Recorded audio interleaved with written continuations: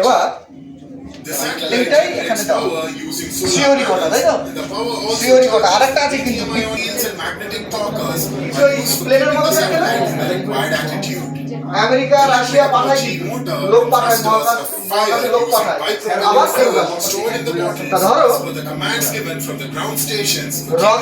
রকেটে করে বানানো হলো, যখন নামা হবে রকেট তো পুড়ে পুড়ে ছাই হয়ে যাবে, ও আবার প্যারাশুটে করে ওরা নামবে। এইটা হলো একদম প্লেনের মতো, তাকে চেপে উঠা যাবে। প্রথমে তুলবে যখন এই নিচের অংশটা ফেলে তুলে দেবে, এটা হচ্ছে রিইউজেবল লঞ্চ ভেহিকল, তাই তো?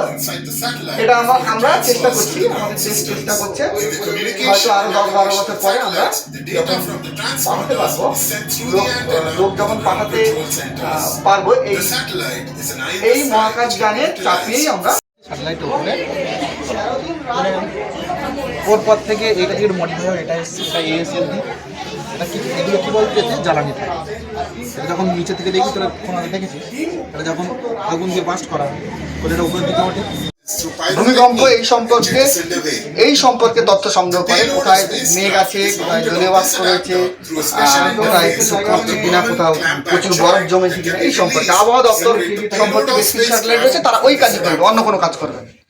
এখানে কিছু রয়েছে যারা কিনা মানে কমিউনিকেশন সিস্টেম, মানে ফোন, ইন্টারনেট, এই সম্পর্কে বলবে। এখানে কিছু satellite Indian satellite communication application, এটা হচ্ছে কমিউনিকেশন, মানে ফোন, ইন্টারনেট, এই সম্পর্কে